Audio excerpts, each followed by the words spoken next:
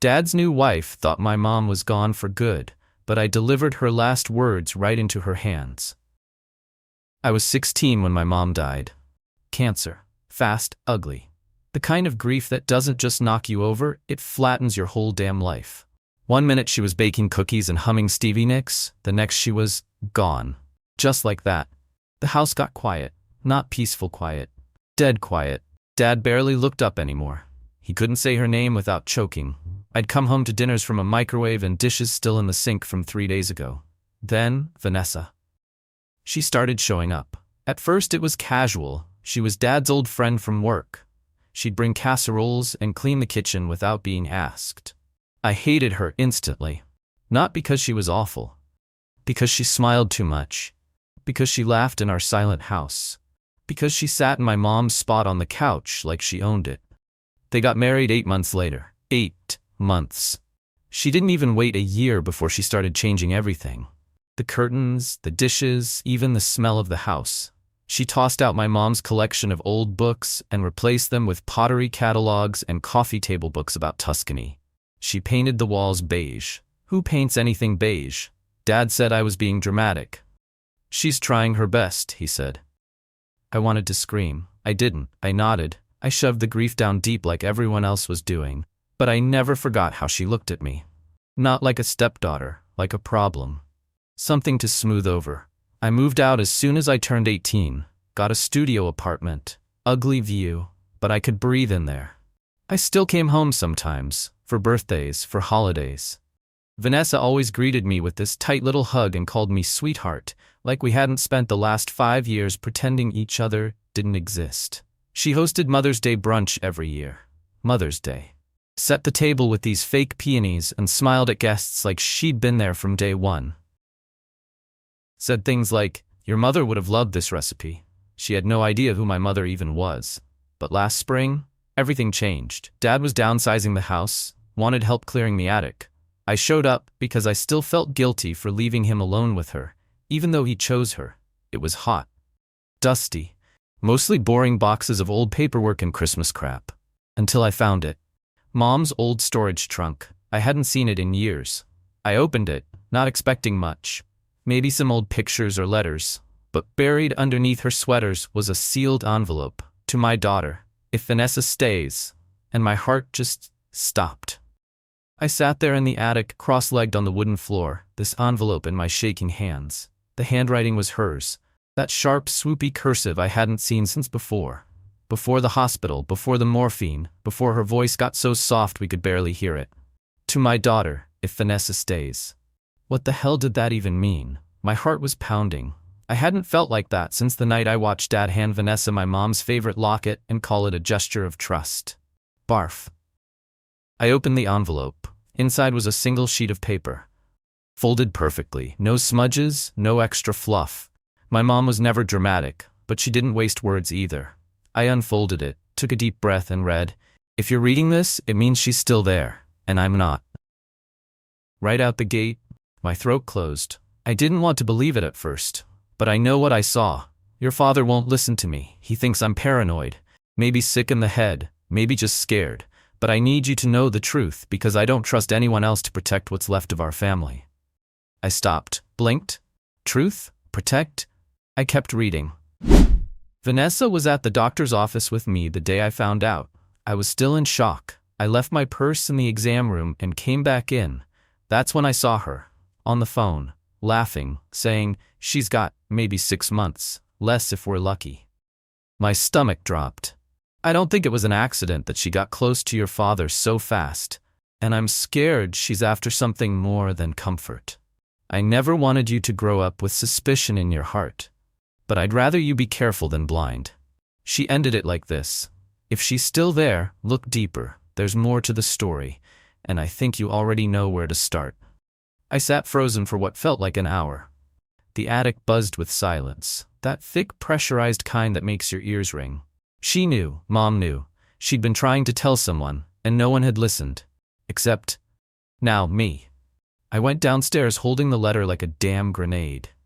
Vanessa was in the kitchen, arranging tulips in a vase, probably practicing her Mother's Day smile. She looked up and said, find anything special up there? I looked her dead in the eye. Yeah, I said, you. And I walked out. After that day in the attic, I couldn't sleep. Not because I was scared, because I was furious. Mom hadn't been paranoid. She hadn't been confused or dying and delusional like Dad claimed. She knew. She saw something, and she wrote it down just in case I ever needed it. And I did. God, I did. Vanessa had always felt fake, like someone doing an impression of a cool stepmom. The type that buys you perfume for Christmas when you've worn the same scent since you were 15. The kind who posts family blessed under every holiday photo, but can't remember your birthday without Facebook reminders. But now I saw it for what it really was. A performance. And Mom saw through it years ago. I started small. Went through old boxes of bank statements I had from when Mom was still around. Compared them to more recent ones I found on Dad's desk when he was in the garage. It didn't take long. Vanessa had opened a line of credit in her name, one linked directly to Dad's joint account. The one he used for bills. The one Mom used for groceries. And she was spending like she was auditioning for Real Housewives. Hair appointments that cost more than my rent. Jewelry I never saw her wear. Sketchy consulting services with companies that didn't show up in Google. My stomach turned. Then I remembered something else. Mom's life insurance. She'd had a solid policy. She mentioned it once during a random kitchen conversation, years before she got sick. Said something like, if anything happens, you'll be okay. You and your dad won't struggle. But that money? I never saw it. Never heard about it. And Dad? He was still working overtime 2 months after she died. Weird. So I dug into it, called the insurance company, pretended I needed general information about payouts and timelines. The woman on the phone, super sweet, casually mentioned that a beneficiary update had been made 6 weeks before Mom passed. I felt my whole body go cold. Who was it changed to? I asked, pretending not to already know the answer. Vanessa Landers, she said cheerfully. It's always important to keep that up to date. Landers, her maiden name. I wanted to throw my phone. She stole it. She took everything. And Dad? He either helped her or he let it happen because he was too far gone in grief and guilt to care. Either way, Mom was right. I wasn't just grieving anymore. I was gathering ammunition. Vanessa's favorite holiday, ironically, is Mother's Day. She hosts every year. Invites her book club, her wine moms, and whatever distant relatives will listen to her go on about how proud she is of the woman I've become. It's a performance. Always has been. This year, I decided to show up, but not to smile, not to play nice. I had a plan. I spent the week before brunch collecting everything. Not just the letter, but the receipts. Literally. Bank records, screenshots. I even managed to get a copy of the life insurance change paperwork from someone who owed me a favor in claims. And I printed every bit of it. Stapled. Labeled. Neat little folders. One for my dad. One for Vanessa. One for me. Yeah, it was dramatic. But after years of pretending, I figured I'd earned a little drama. The morning of brunch, I showed up wearing Mom's old necklace. Vanessa opened the door with her usual bright lipstick grin. Well, look who actually showed up this year. I wouldn't miss it, I said. I smiled. I really did. But it was the kind of smile that says I'm about to end your whole act, and I'll look good doing it. She ushered me in, already directing people to mimosa pictures and handing out personalized place cards like this was a TED Talk on how to fake being maternal. Dad barely looked at me. He was buzzing around with that half-numb look he's worn since the funeral. I felt something pinch in my chest, but I didn't let it stay long. Today wasn't about feelings. It was about facts. When everyone had eaten their overpriced quiche and clinked glasses to strong women, I cleared my throat. Vanessa looked thrilled. Thought I was going to give some sweet little tribute. Before we wrap up, I just want to say a few words, I standing. She nodded, all misty-eyed and smug. It's been almost 5 years since my mom passed. Some of you here knew her. Some of you never got the chance. But I think it's time I finally share something she left behind. I pulled the letter from my purse. She wrote this for me, just in case Vanessa was still around. The silence dropped like a bomb. Vanessa blinked, smiled, laughed nervously. Sweetheart, what are you? I'm not your sweetheart, I said, but you might want to sit down. You could hear the AC hum. That's how still it got. I looked around the brunch table. A dozen people with their forks frozen mid-air and mouths slightly open. No one knew what to say. I don't think anyone even breathed. Except Vanessa. She tried. God, she tried. Honey, she said with that fake laugh, this isn't really the time for… She said you were hoping she'd die faster. Silence. Stillness. Even the wine mom with the pearls stopped chewing. I read directly from the letter. Vanessa was at the doctor's office with me the day I found out. I was still in shock. I left my purse in the exam room and came back in. That's when I saw her. On the phone. Laughing. Saying, she's got maybe 6 months. Less if we're lucky. Vanessa was frozen in place, so I kept going. I don't think it was an accident that she got close to your father so fast, and I'm scared she's after something more than comfort. I could see her eyes darting, calculating. That's when I pulled out the folder and I dropped it onto the table. It slid across the centerpiece like a judge slamming a gavel. Bank records, I said. Vanessa opened credit cards in Dad's name, maxed them out. She spent over $14,000 in the last year on bullshit. Hair appointments, retreats, who knows what else. I didn't stop there. And the life insurance? She had it changed 6 weeks before Mom passed. The policy Mom opened to protect this family. Vanessa cashed it out. Every penny. That broke the last bit of composure she had. Okay, this is getting out of hand, she said, her voice finally cracking. I don't know what she's talking about. Clearly she's grieving. Still grieving, I snapped, because you replaced her before the body was cold. And then I turned to my dad. Did you know? Did you know she was draining your accounts while you were still crying over casseroles? His face was blank. Absolutely, terrifyingly blank, like he was watching a movie he didn't want to believe was real. Vanessa stood up, trembling, eyes darting to the other guests for help, but no one moved. Her brunch army was silent. And when she turned to my dad with a cracked, forced, "You're not really buying this, are you?" He didn't answer. He just stood, quietly, picked up the folder, and walked out of the room. I didn't feel good. Not yet. It didn't feel like revenge or justice or any of that. It just felt like letting the dead finally speak. Vanessa didn't cry.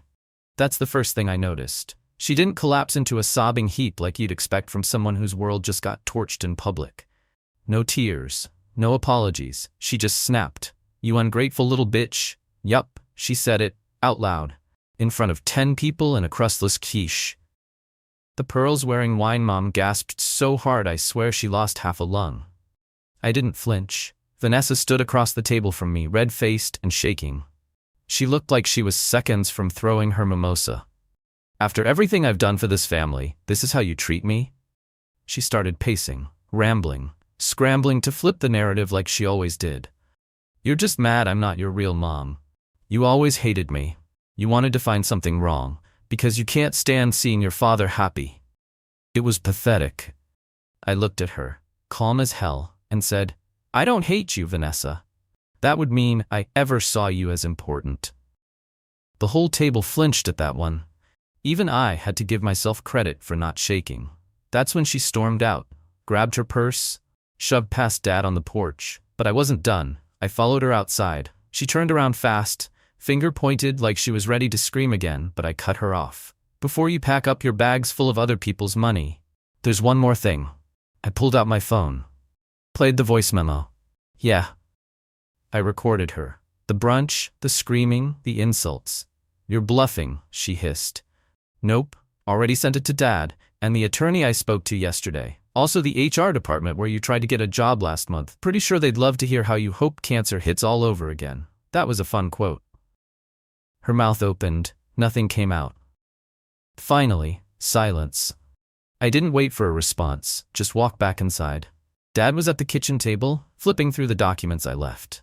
He looked old. Older than I'd ever seen him. Like all the denial had finally caught up with him and punched him in the throat. "You knew she changed the policy?" I asked quietly. He nodded, barely. "I thought she did it to help. I didn't want to believe." "You didn't want to look," I interrupted. "And that's fine, but I'm done cleaning up your blindness." He nodded again. Didn't fight me, didn't defend her. And for the first time in years, I saw a crack in his armor.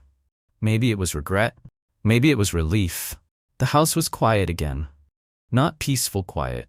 awkward quiet. The kind of silence where two people sit across from each other and pretend like the air between them isn't buzzing with everything they didn't say for years. Dad didn't say much after brunch, he just stared. Stared at the folder. Stared at the door Vanessa slammed on her way out. Stared at the fireplace like the ashes might spell out where it all went wrong. And I just watched him. Still angry, still raw.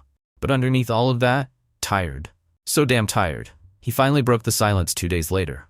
"Your mom knew," he said. "Didn't she?" I nodded. "And she tried to warn me." Another nod. Then he just buried his face in his hands and said the quiet part out loud. "I let her die thinking I didn't care." That hit me harder than I expected. Because yeah, he did. He let Vanessa bulldoze her way in. He ignored the signs. He let himself be led by guilt and distraction and a need to pretend he wasn't breaking apart.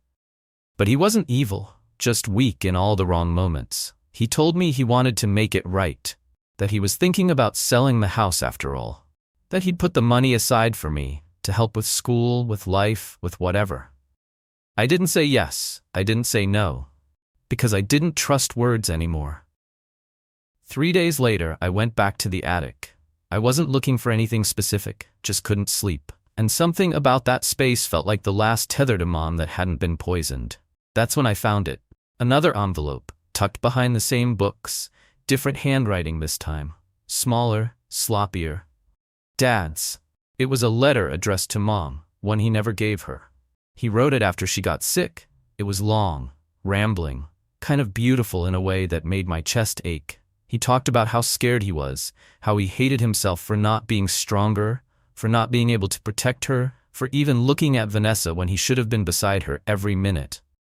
"I don't know why you still love me," he wrote, "but I swear I'll make it up to you. I'll take care of our daughter. I'll never let her forget who you were." Well, that promise fell apart. But now? Maybe we start over. Comment below. What would you have done with a letter like that?